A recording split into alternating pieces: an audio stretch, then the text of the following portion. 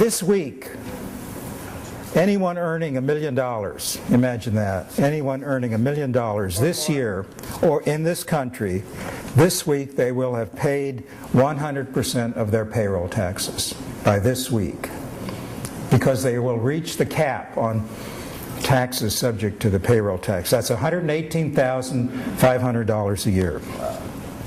The vast majority of American workers pay into Social Security all year, right?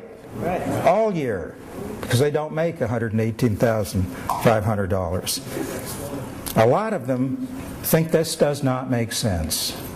Does not make sense. But, you know, I came across an example of the unfairness of the Social Security tax system about a year and a half ago, and I can only describe it as outrageous. I read a report by an association here in Washington of CEOs of some of the largest corporations in America. And their report on Social Security made some recommendations. They said we can fix Social Security by cutting benefits, by reducing the cost of living adjustment, raising the age for retirement.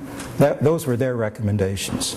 Nothing about this cap on wages that prevents more money from going into the program in a fair way.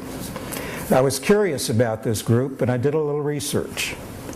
And I did the math, and I found that a member of the executive committee of this association here in Washington finished paying his payroll tax after lunch on New Year's Day. After lunch on New Year's Day. You know, it'd be funny if it weren't sad. But, you know, earning $54 million a year allows you to do that, right? But it's not right. That the skyrocketing increase, the obscene level of wealth and income inequality in our country has not only hurt millions of Americans and helped cause the middle class of our country to disappear, but it has also hurt Social Security. If income inequality had stayed at the same level today as it was in 1983, Social Security would have more than $1 trillion than it does today in the trust fund. If the payroll tax had continued to cover 90% of all earnings, rather than the 83% that it currently covers, because incomes have gone down, the Social Security Trust Fund would be able to pay every benefit owed to every eligible American, not just for the next 18 years, but for the next 38 years. So in essence, what the Republicans are doing are punishing working people twice. First, their incomes have gone down, and the rich have gotten richer. And then they're saying because incomes have gone down, less money has gone into the trust fund. And now that less money is going into the trust fund, we're going to have to cut benefits. That is exactly what the Republicans are planning. And this is a Robin Hood proposal in reverse. They are taking from the poor and giving to the wealthiest people in this country. Now think about the history of Social Security. It started at a time when it was considered a three-legged stool.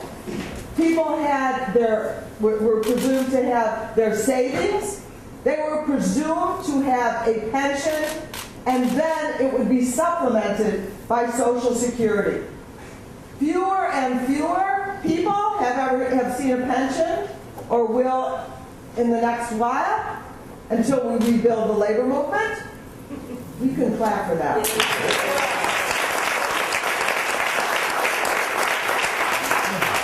Savings for many has been nil, and in fact, let me just give you another number.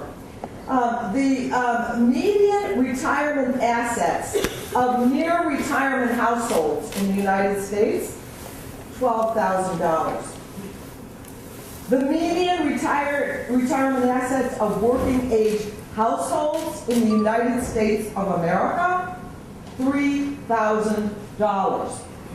People can't afford to save, and they can't afford to retire.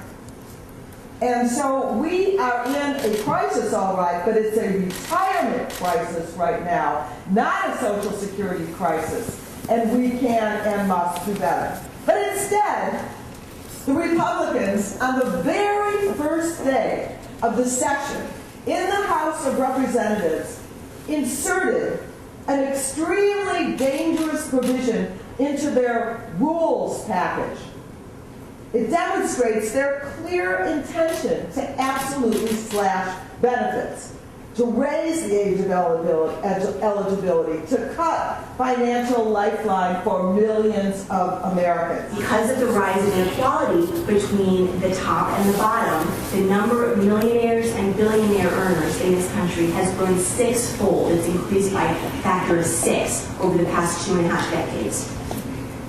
Now, to capture what this means for Social Security, the second policy exercise that we conducted for this brief was to ask another what-if question. We asked, what if 90% of covered earnings had been taxed since 1983? And the answer is, had that tax cap been fixed at 90% of covered earnings since 1983, between 1983 and 2013, our trust funds would have been $1.1 trillion larger. And in fact, in just 2013 alone, payroll tax revenue would have been greater by more than $63 billion. And so again, our expected 75-year shortfall for Social Security would shrink. We're clearly failing here. We talk about a crisis. Yes, it's not a crisis of Social Security. It's a crisis of retirement savings, a retirement crisis. And again, Rebecca's comments were very much to the point here that in looking at the problems of Social Security, Senator Sanders made this point as well, much of the problem of Social Security, when we're looking at why can't it pay full scheduled benefits, why isn't it fully funded for 75-year planning horizon, much of that story is an economy that's not working. Okay, so these are points we have to keep front and center. We're not looking at a program that's broken and Republicans have been running around saying a disability program is broken. No, it's an economy that's broken. And part of the implications that it does create problems for Social Security. I worked as Alan Greenspan's assistant in the 1982 commission that led to the 1983 amendments. At that time, and a lot of people today say, oh, we can't afford Social Security, the problem is the baby boom. Well, at that time, Social Security trust funds were put in balance through 2057, when the youngest baby boomers, those born in 1964, would have been 93 years old. And as far as I know, no new baby boomers have been born since 1983. We are on the planet. What the Commission and what the Congress in 1983 didn't know was that we would have this tremendous rise in inequality. That was not anticipated, and that is, as we've been talking about, part of the reason, a major part of the shortfall we're experiencing today. We'll be hearing a lot about disability in the coming year because the Republicans, as Congresswoman Schakowsky had mentioned, are trying to make us panic about the fact that the Disability Trust Fund has, is running out of money. Well, one thing you should know is that just recently, or this week, it was reported that the disability rolls have actually started declining. Okay, and this, it actually was a surprise to most of us in the sense that it happened so quickly. The fact that disability is leveling off, though, was not a surprise. It's been, the Social Security actuaries have long predicted that disability payments as a share of GDP would decline from about 0.9% of GDP to about 0.8% of GDP and be level going forward. Okay, so that they were going to rise with the baby boomers and they were going to just taper off and then they were going to be level. This has been in the projection for a long time. Well, that concludes the program. I want to thank the panel, and I want to, as Senator Sanders said, thank you. You make these things happen.